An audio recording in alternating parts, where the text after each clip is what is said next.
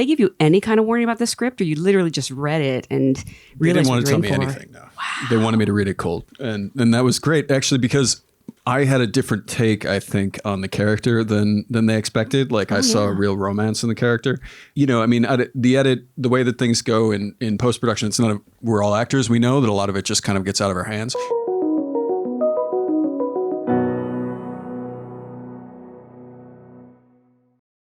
This is an audience of your fellow actors. So I always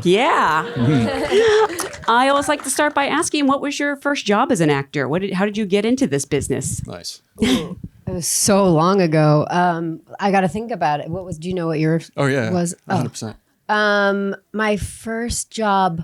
Oh, actually, I was in a commercial when I was about, I think like 10 months old. Wow. I was really good. Yeah. You really prepared for that. Yeah. It was a life insurance commercial, I believe, and the guy holds me up and I touch his face, and it was a big deal. They were very thrilled about my performance. Wow, you took direction even then. Yep. Amazing. Yeah. Always a professional. Yeah. My first one was a TV show called Cracker on ABC, and my first shot was me on the toilet. It's the first time anybody saw me, and like everybody made this joke for like the next 10 years. Like, you're only going up from here. You know? I almost just made that joke, and I'm so glad I did it. No, sorry.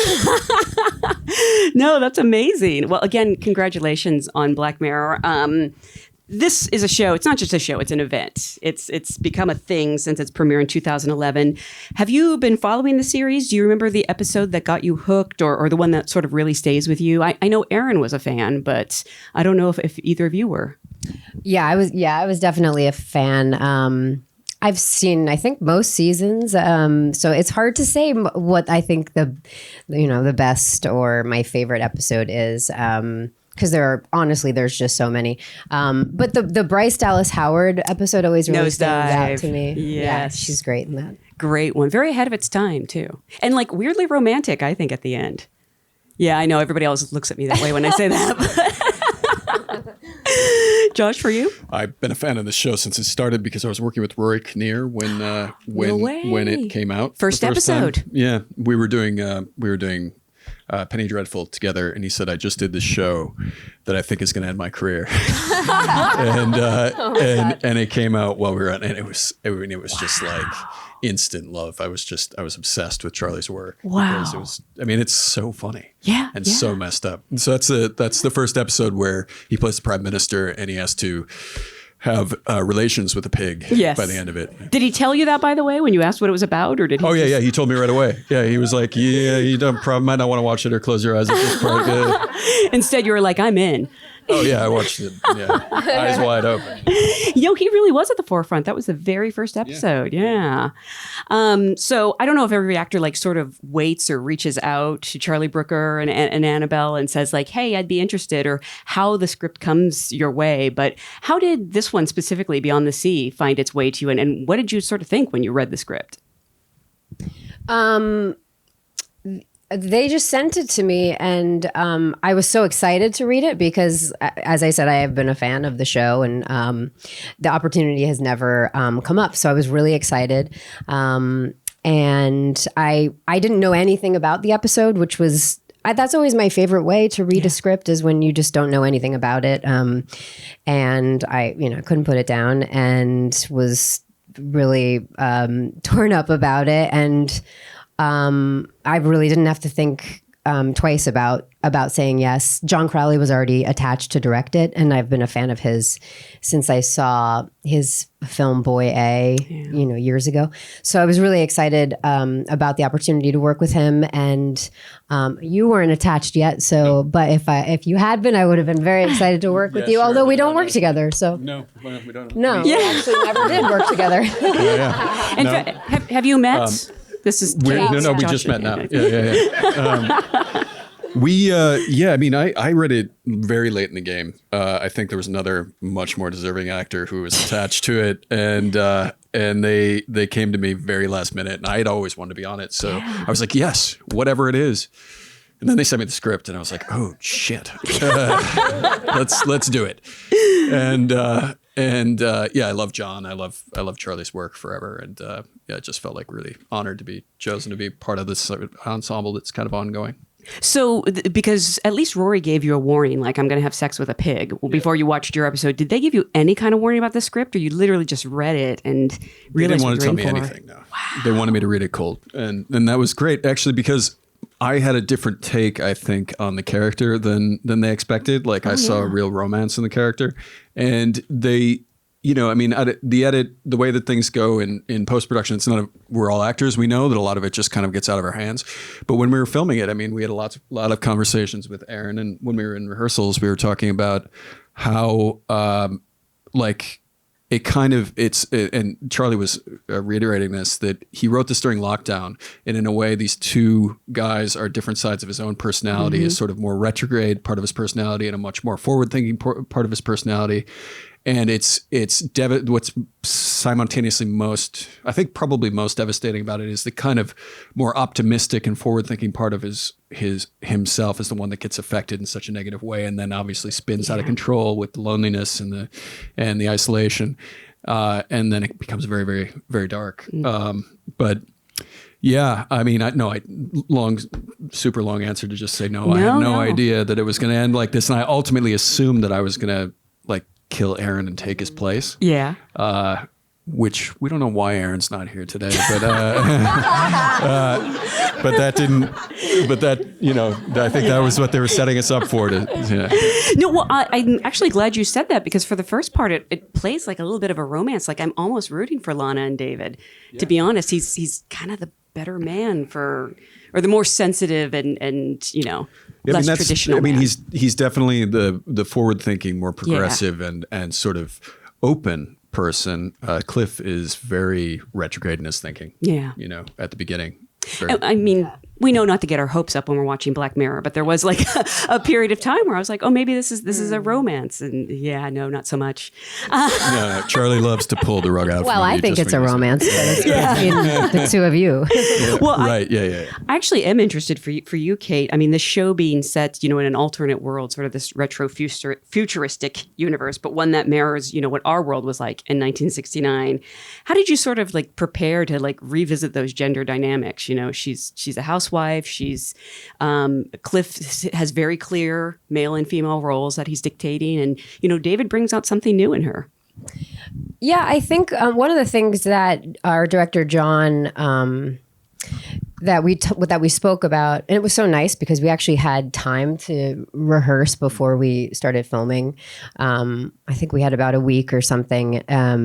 So we were able to just sort of be in a room together and talk about the script and really dive into the characters. And what was important to us was that even though it takes place in the 60s, you know, to make it, well, all of the themes are so, I think, relevant today. So that was really important, you know, even though I'm playing obviously a 1960s housewife, you know, what things are the same today and what feelings can everybody relate to and all of those types of things, because it just makes it much easier to connect, I think, to the story and to the characters. And so you did have time, like the three of you got to sit around for rehearsal. So you have met before. Can I sort of ask, did you work with Aaron on his interpretation of David as Cliff? No. Really? No, he didn't ask me any questions about what I was going to do. I went and I shot it. And lazy. I think he was able to see some of the stuff that I did because everything's on, you know, you have it now digitally. So he was able to kind of copy some of the movements and things like that. But I no, we didn't have a conversation. And ultimately, I would have played it differently. I feel like you guys are actors. You know what I'm talking about. You always think that like there's something, because what I love about Aaron is that he's vehemently on his side, right? Yeah, like he sure. Completely. And I was really on David's side, and I was like, it's more romantic, man. Like there's less creepiness, and I don't know where he went really creepy. I don't know. It really worked for Lana for a while there. Yeah. So you probably didn't even really know what he was doing until you saw the finished episode? No, actually, because you guys went off and shot we shot our opening stuff in Spain. The production came back to England. You guys went down to Kent and shot for a week without me, so I didn't see any of that. And then Aaron and I shot on the ship. But that's it. Oh, that you shot on the ship after. That's interesting because I do think he gets some of your mannerisms. The first time we see David as Cliff, he nails your smile. I don't know. Yeah, don't you think? I don't know. I'll have to watch it. Or I should say the character's smile. It's very similar. Are you sure? I use both sides of my mouth. Did you ever catch him like out of the corner of your eye, like maybe studying you and taking notes furtively? No, I think that if Aaron was doing that, he would tell me about it. You know what I mean? Like, yeah. Here's what I'm doing, man. But no, I don't know. He shot, as I said, he shot that bit where he was playing David Cliff before we shot together. Although we were able to, the dance between Lana. Yeah, we were able to, because you guys had already filmed your version of the dance in Spain, right? Yes. So there were, I think, specific things that our director had Aaron do that were supposed to sort of mirror your first dance with your wife. Yeah, and when we rehearsed it as well as two different couples. No, we didn't rehearse our dance. You guys didn't rehearse your dance? No. Oh, I thought you had. Okay, sorry. No, I was just thinking back, and I guess it was just, he was there when we were rehearsing and kind of coming up with the dance. So he was watching us do it to begin with. But the dance actually was much, much longer. Oh, really? In the original. Yeah. What we shot was much, much longer. Yeah. That's so interesting because actors really don't have any control of what ends up on screen. And what ends up on screen is great, by the way, but it must be so surreal to see it for the first time.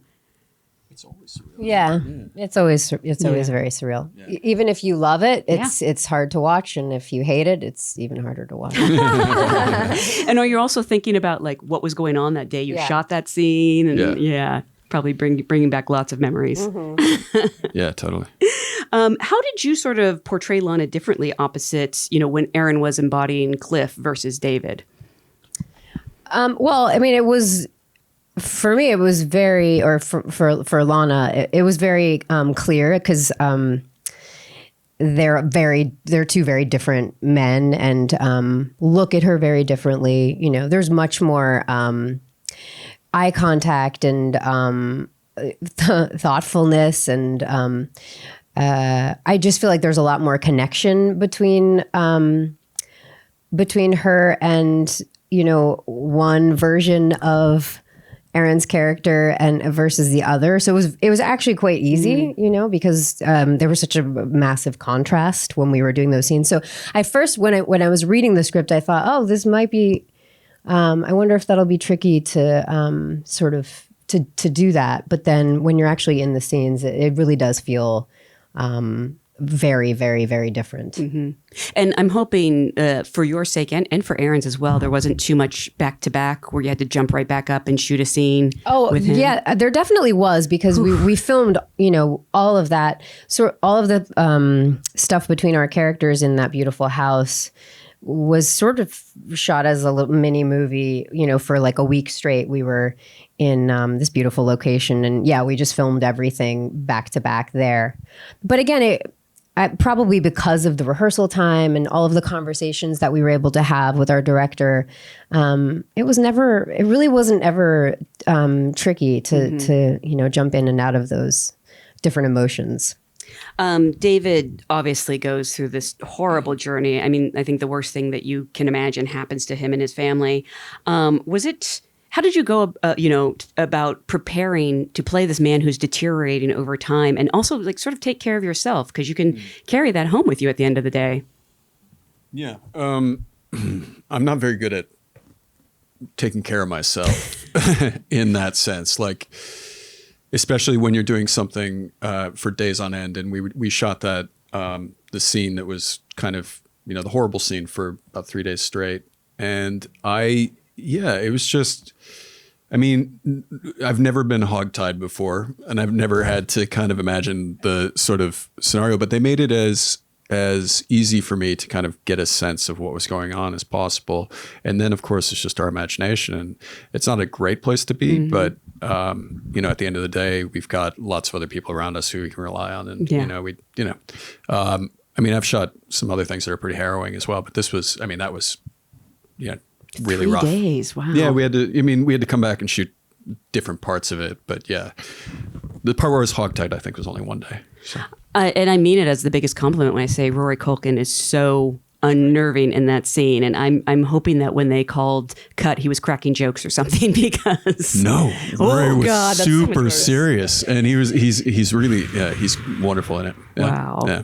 Is that how you like to work? Do you sort of, I don't want to say stay in character necessarily, but if you've set a mood on sets, sometimes it doesn't help the performance to, call cut and like loosen up, or are you able to sort of turn it on and off as actors? Well, I think it depends. For me, it depends on the role. I think, certain roles, you just can't. You kind of have to stay in character, or at least stay in your own sort of,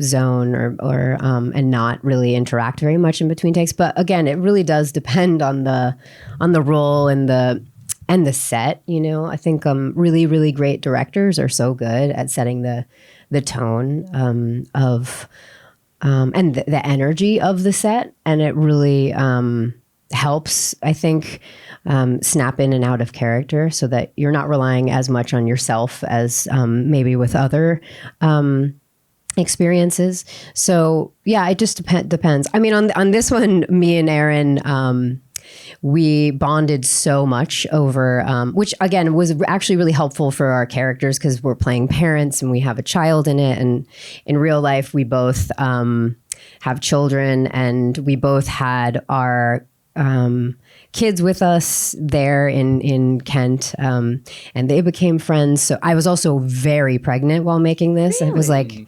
6-7 months pregnant. So there was like always this other person in every scene with us.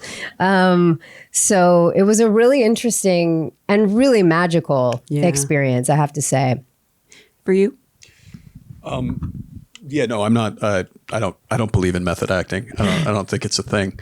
But I think that sometimes in this in this sort of context where it's so difficult to get there, it's very difficult to come back out.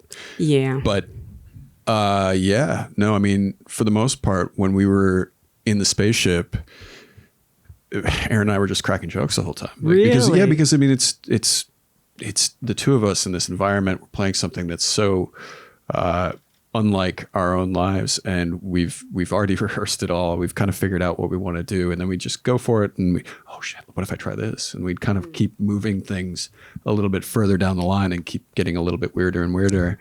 And I think that requires a certain amount of kind of openness to the process, and not so being so self-involved that you're, Yeah. Anyway. Yeah. No, it's interesting because I know Aaron, he's such a joyous person. And the fact that his character is so closed off from people, like I would think it would be hard not to have great chemistry with him. But at the same time, you don't want to in this show necessarily. These two are not close. They're strangers. David wants to be close I with know, them the whole time. It's so heartbreaking. So I was trying the whole time, but he was, Aaron was much more forthcoming than Cliff. Yeah.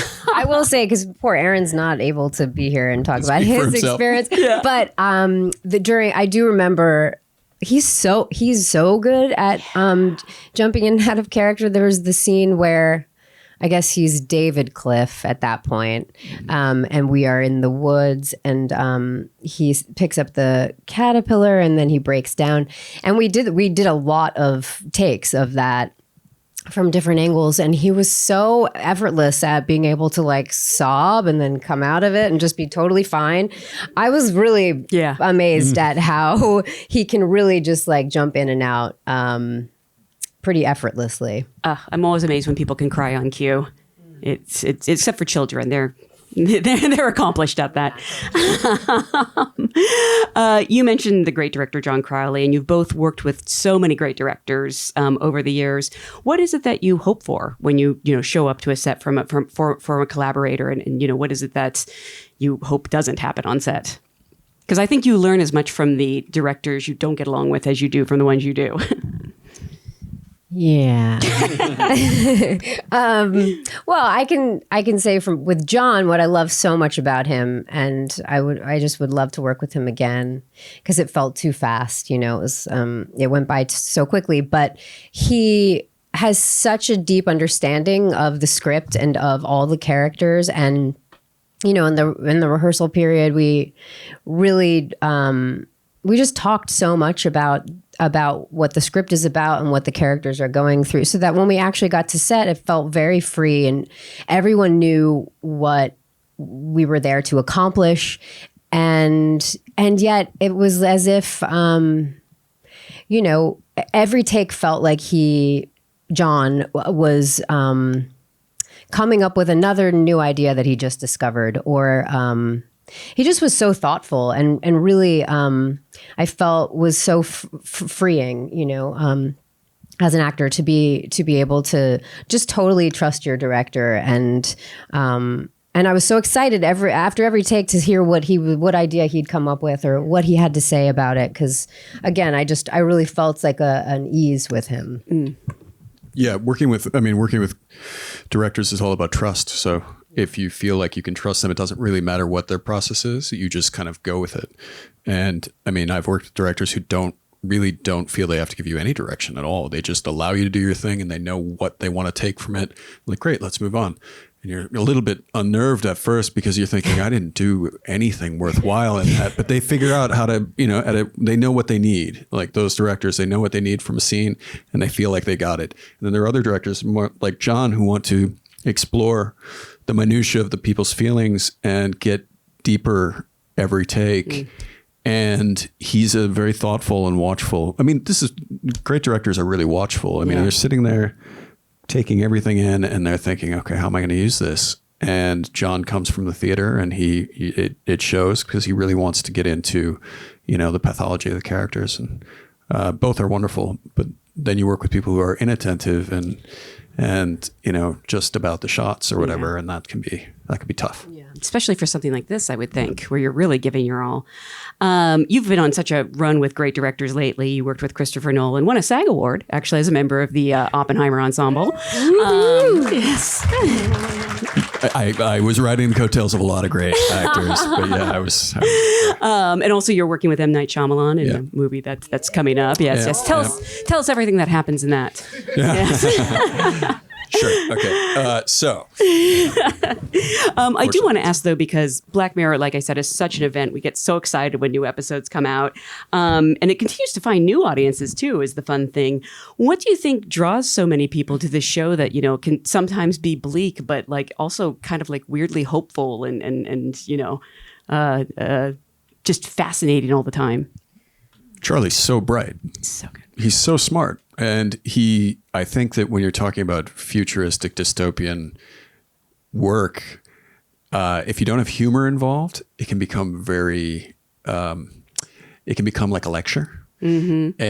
And since Charlie comes from satire, it always has a humorous edge, and it always you push it to this point where it always feels surprising, but somehow light enough that you want to pick up. I've heard people say they can only watch one Black Mirror episode at a time.